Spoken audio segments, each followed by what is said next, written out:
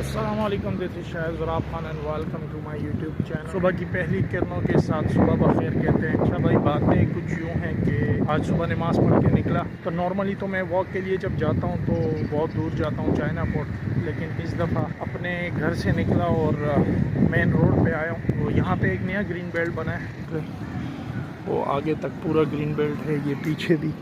तो मैंने कहा क्यों नहीं यहीं वॉक की जाए। एक तो टाइम की बचत, बच्चे स्कूल जा रहे हैं, सर्दियों की छुट्टियों के बाद स्कूल खुल गए, तो यहाँ पर तो एक तो टाइम की बचत है, एक जो है बस वॉक करके सीधा गली में चले जाएं, सामने ही घर। नाश्ते के लिए भी अगर जाना है तो यहीं करीब ही है। अभी मैं जाऊँगा, अभी जब एक अपॉर्चुनिटी मिल रही है तो उसको यूटिलाइज़ क्यों ना करें भाई। सामने लोगों ने पार्किंग भी लगाई हुई है, इलाके की खूबसूरती इस चीज़ से आई है। सामने घर वाले जो हैं, जितने भी घर वाले हैं, इन्होंने पार्किंग वगैरह भी लगाई है। इस तरफ मेन रोड है, ये पीछे से अवदीन की तरफ। अपॉर्चुनिटी मिल रही है तो उसको यूटिलाइज ज़रूर किया करें। ये जो पौधे लगे हैं, आई थिंक कि ये मैंग्रोव्स लगे हैं, अब मुझे कंफर्म पता नहीं है। अच्छा, मैं समझ रहा था ये जो पौधे हैं ये मैंग्रोव्स हैं, लेकिन ये मैंग्रोव्स नहीं है। नॉर्मली समंदरी इलाकों में जो है वो उसको लगाया जाता है। अभी सिंध गवर्नमेंट इस पर बहुत काम कर रही है। मेरे ख्याल में कोई कराची के साहिल से लेके बदीन तक जो है काम दिया गया है मैंग्रोव्स लगाने का। ये होता है नॉर्मली पौधों के मुकाबले में ये ऑक्सीजन को जो है वो डबल मिकदार में खारिज करता है और ये अपने पास स्टोर भी करता है, लेकिन वो ये पौधा नहीं है।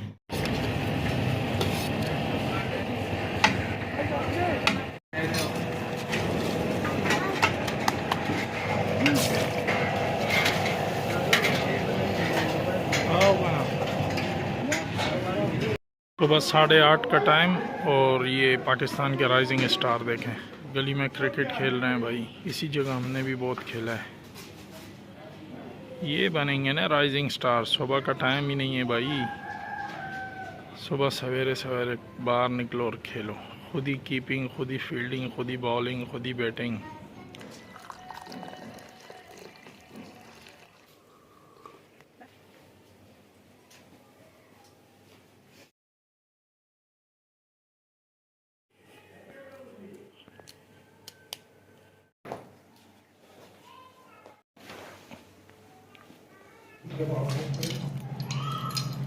अच्छा, आज खुशकी इतनी है कि पानी आंखों से बहुत तेज़ी से आ रहा है। अभी अभी सफ़र करके आया हूँ बाइक पे, तो बहुत ज़्यादा आंखों से पानी वानी आ रहा है और जलन हो रही है।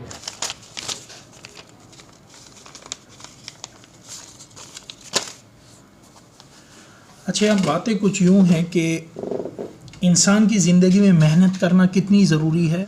मेहनत उतनी ज़रूरी है जितनी हमारे जिस्म के लिए खाने की ज़रूरत है, और खाने के बग़ैर इंसान कुछ भी नहीं है। ऐसे ही मेहनत के बग़ैर इंसान कुछ भी नहीं है। उस दिन मैंने एक लाइन पढ़ी, done my best and left the rest. अपना बेस्ट कर दो और उसके बाद छोड़ दो अल्लाह पे कि क्या होगा, कैसे होगा, अल्लाह कर देगा। और अगर नहीं भी हुआ उस हिसाब से जैसे आप चाहते हैं तो अल्लाह ताला ने उससे आपके लिए बेहतरीन सोचा होगा। इंसान इतनी मेहनत करे ना कि अंदर से पूरा सेटिस्फाई हो कि यार मैंने अपनी पूरी मेहनत कर ली, इसके बाद अल्लाह मालिक है। मेरा मानना क्या है, मैंने अपना बहुत टाइम ज़ाया किया, बहुत हद से ज़्यादा मैंने टाइम ज़ाया किया, फजूल ज़ाया किया। अभी 1 घंटा भी कहीं ज़ाया होता है ना तो अंदर तकलीफ़ होती है कि यार इसकी भी कोई अहमियत है, और ये भी इंशाअल्लाह अल्लाह पूछेगा कि ये 1 घंटा था तुम्हारे पास, इसमें क्या किया आपने। तो अल्हम्दुलिल्लाह इस चीज़ की कदर आ तो गई है। मेरा मानना ये है कि मैं पूरी मेहनत 100% मेहनत करूँगा और उसके बाद मैं मट्टी भी हो जाऊं तो उसके लिए मुझे कोई मसला नहीं है, क्योंकि उसका सिला तो कहीं ना कहीं अल्लाह दे ही देगा। उस दिन जुनैद अकरम की पॉडकास्ट में देख रहा था जिसमें ताबिश हाशमी आए थे, और उन्होंने कहा कि यार हम जो है इतने सुस्त हो चुके हैं कि बस हम सुबह इतना काम कर लेते हैं कि बस हम खाना खा ले और घर में जो है ना टाइम पास हो जाए। लेकिन ये वक्त टाइम पास का नहीं है। 40-40 साल तक हम अपने वालिदैन के घर में रहते हैं, अपने बाप के दिए हुए घर में रहते हैं। हमने बाप को क्या दिया इन 40 सालों में, किसी को नहीं पता। उन्होंने कहा कि यार आप ऐसे बनो कि वालिद आपके साथ आपके घर में रहे, तो क्योंकि दुनिया में वो एक ही इंसान है वाहिद, वालिद, जो आपको ख़ुद से ज़्यादा कामयाब देखना चाहता है। 40-40 साल तक हम जो है वालिद के दिए हुए घर में रहते हैं। तो आज भी वही हिसाब चल रहा है कि हम देखते हैं कि यार हमारे वालिद के पास क्या है, हमें वालिद ने क्या दिया है। हम वालिद को क्या दे सकते हैं उनकी ज़िंदगी में, जब वो बूढ़े हो जाते हैं। मैंने पहले भी एक इस पे वीडियो बनाई थी, जब वो बूढ़े हो जाते हैं, जब वो कहते हैं कि यार मेरे बच्चे जो है अब जवान हो गए, मेरे बुढ़ापे का सहारा बनेंगे, तो उस टाइम में हम उनको क्या दे सकते हैं। मेहनत किसी भी शोबे में आप हो, चाहे आप दुनिया के किसी भी शोबे में हो, उसके लिए मेहनत ज़रूरी ही ज़रूरी है। अगर हम सीखने के मरहले में भी हो, सबसे बड़ा अलमिया ये है कि सीखने सिखाने पे जो है ना हमारा बिल्कुल भरोसा ख़त्म हो गया है कि हम किसी से सीखने के लिए भी, हम अगर कोई चीज़ हमें किसी से सीखनी हो तो हमें उसको बोलने में भी शर्म महसूस होती है कि अब मैं इसको बोलूँगा कि ये मुझे सिखाओ।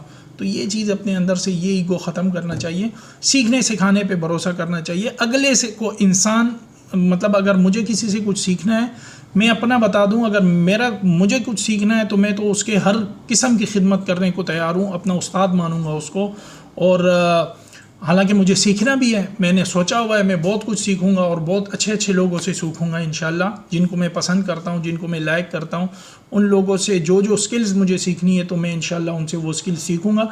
बाकी आगे उनकी मर्जी है, अगर वो मुझे सिखाना चाहते हैं तो बहुत अच्छी बात होगी, और अगर वो मुझे मना कर दें तो मैंने तो अपना दे दिया ना, अपना काम ख़त्म कर दिया। उनसे मैंने कह दिया कि यार मुझे आपसे ये चीज़ सीखनी है। ये मिसाल जो है ना, इस मेहनत की मिसाल, मेरे जो बॉस हैं, ये जो हमारा ऑफिस है इसमें 14-15 एम्प्लॉयज़ हैं और सबकी अपनी अपनी सीटें हैं, लेकिन एक वाहिद इंसान की सीट नहीं है, वो है हमारा बॉस, जिसकी कोई इस ऑफिस में सीट नहीं है। उन्होंने अपनी सीट ही नहीं बनवाई। वो आते हैं किसी काम से, बैठते हैं किसी भी सीट पे जो खाली उनको मिलती है, अपना काम करते हैं और निकल जाते हैं अपनी रोज़ी रोटी की तलाश में। डिफरेंट लोगों से जाके मिलते हैं, डिफरेंट ऑफिसेज़ में जाते हैं। रियल इस्टेट का काम ऐसे है कि आपने लोगों से मिलना होता है और अपनी जो भी इन्वेंट्री थे वो शेयर करनी होती है, तो काम ऐसे ही निकलता है। और वो इस सिलसिले में पिछले 22 साल से उनकी यही रूटीन है। उन्होंने कोई ऑफिस में अपनी सेटिंग और वो नहीं बनाया हुआ है, हालांकि वो अपने चैम्बर में बैठ सकते थे और सीट पीछे करके आराम से उसको घुमा फिरा के और सुकून की ज़िंदगी वो एंजॉय कर सकते थे कि बस मैंने जितना कमा लिया अब ये कमा के देंगे, लेकिन ऐसा बिल्कुल भी नहीं है। उनका ये कहना है कि जब तक इंसान के अंदर दम है और वो और वो मेहनत कर सकता है तो वो मेहनत करना ना छोड़े, बैठे नहीं, मेहनत करता रहे। जब बिल्कुल दम ही ख़त्म हो जाए तो फिर जो कमाए उसको खा ले। तो ये बड़ी अच्छी स्ट्रेटेजी है उनकी, और ये अब से नहीं है, पिछले 20-22 साल से वो यही कर रहे हैं। अच्छा यार, एक चीज़ मैंने और सीखी है, वो भी आपसे शेयर कर दूं। ये देखें, ये मेरा सारा सामान पड़ा हुआ है मेरी टेबल पे। तंजीम जो होता है ना, तंजीम के 2 बेहतरीन असूल मैंने सीखे कि सबसे पहला असूल ये है कि हर काम अपने वक्त पर, और दूसरा असूल ये है कि हर चीज़ अपनी जगह पर। तो ये तंजीम के 2 बेहतरीन असूल हैं। सारी चीज़ें अपनी जगह पर मेरे भाई, ये ऐसी टेबल पे नहीं पड़ी रहेगी, समझ। अच्छा यार, लर्निंग प्रोसेस के लिए आपको जितनी भी मेहनत करनी पड़े ना, आप कर लें, आप उनसे सीखें, उनको अपना उस्ताद बनाएं, और आपकी स्किल्स में और आपकी नॉलेज में अगर इजाफा हो सकता है, उससे आपका फ़ायदा हो सकता है, तो आप ज़रूर उनसे जो है चीज़ें सीखें, किसी से भी अगर आप सीखना चाहते हैं। अच्छा यार, दूसरी बात यह है कि कामयाबी भी अल्लाह से वो कामयाबी मांगे जिसमें आपके रिस्क के साथ अल्लाह ने और लोगों का भी रिस्क लिखा होगा, तो उसमें अल्लाह बरकत भी बहुत दे। जब भी मांगे अल्लाह से भरपूर मांगे यार, अल्लाह की उसमें कोई कमी नहीं है। मांगे बंगले, मांगे जो भी मांगते हैं मांगे, लेकिन बहुत अच्छे और रहमत और बरकत के साथ मांगे। मेहनत है भाई, मेहनत देखें आप, मेहनत।